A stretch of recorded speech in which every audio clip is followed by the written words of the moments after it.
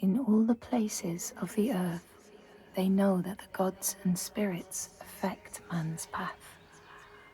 All the misfortune that befalls man lies at their feet.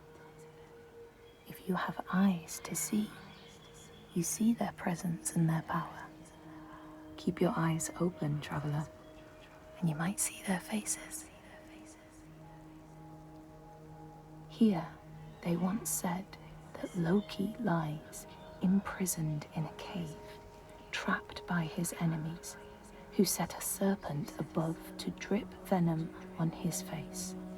His wife, Sigyn, sits beside to catch the venom in a bowl, but when she must leave to empty it, the poison falls unabated. His pain is so great that he thrashes and writhes. And here above, we see the earth shake and break apart. Across the sea, they know that the earth is carried in the arms of a giant. When he is vexed or injured, he may not carry his burden so gently, and the world will feel his anger and pain. In a land far away, they say the winds are trapped inside the earth. They try always to make their escape, and they buffet and beat on the walls of their prison, causing the earth to quiver. And when they break through, they make their escape. They explode out in fury. In the lands of your birth, people live hidden too, in the hills and stones. They may be the remnants of a godly race who lost a war with giants and, finding the world changed, retreated into silence. But you still see their carvings and circles from the time when they walked among men.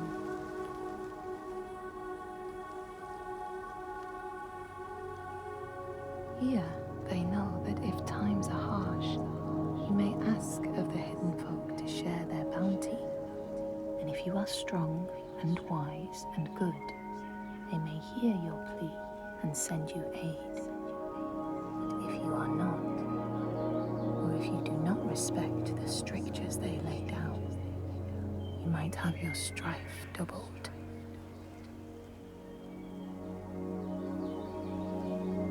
In the lands of your birth, and in these lands too, they know that people can be taken by the secret fair ones. If you are not careful and do not keep to the pathways, you may find yourself among them. In a land to the east, they know that when a traveler finds themselves lost, it is the fault of the Landdisasteinar, who wait at the crossroads to trick souls passing by. The only remedy is to let your horse lead you home, because beasts have no souls. But if you have no horse, your soul is lost forever.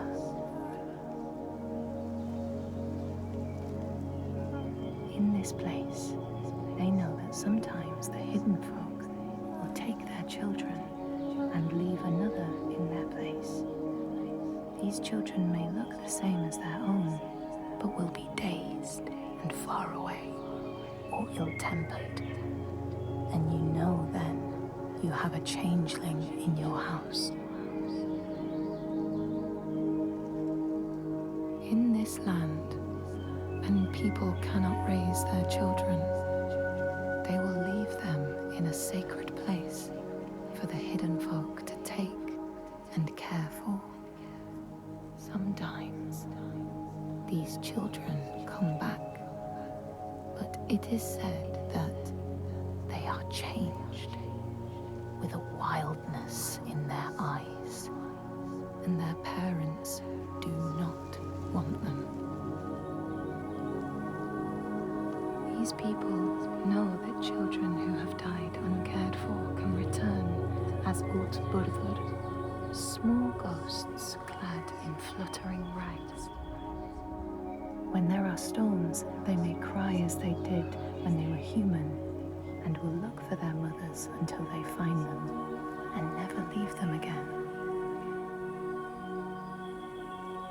In this land, you may catch sight of the Landdisasteinar, the spirits who embody the sacred places, the rivers and rocks. Do you see the Lady of the Mountain, the Fiat Kunan, who bathes in the waterfall and lets the drops fall on her shoulders?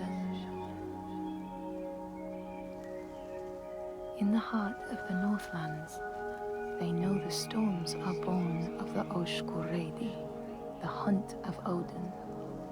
The huntsmen ride horses with eyes of fire.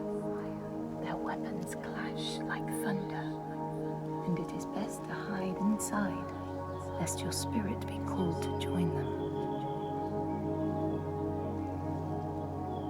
In your lands, traveller, they know that the Kailif, the hag of winter, is the one who hurls sleet and snow upon the land. She lives in a sea rock and rules the waves of the roiling winter ocean with her blackthorn staff. She strikes the ground to destroy the shoots of growing green, so the winter will lie long and low on the land. These people know that the sea god, Ran, sets out nets to trap sailors and drag them to her world. She sends the waves, her daughters, to wreck boats so she will have more men to take. And jealously, she pulls them down beneath the water. People here speak of warriors who can transform themselves into bears when they are enraged. Their skin becomes hide so thick no sword or spear can break it. When King Hrolfr fought Skald, many people saw a great bear fighting beside him, who killed more men with its paw than any 5 soldiers. Men here will tell of how Jarl Hakon worshipped the giant Thorgerða and sought her aid in the middle of battle when the tide was turning against him. Fleeing to an island, he pleaded with her for aid. She demanded a sacrifice. She rejected all of his offerings until he, at last, killed his own son in sacrifice. Thorgerða gave aid, and Hakon's enemies saw the giants striding amongst the ships, arrows flying from every finger and never missing their mark. Their morale was sapped, and Hakon won his battle.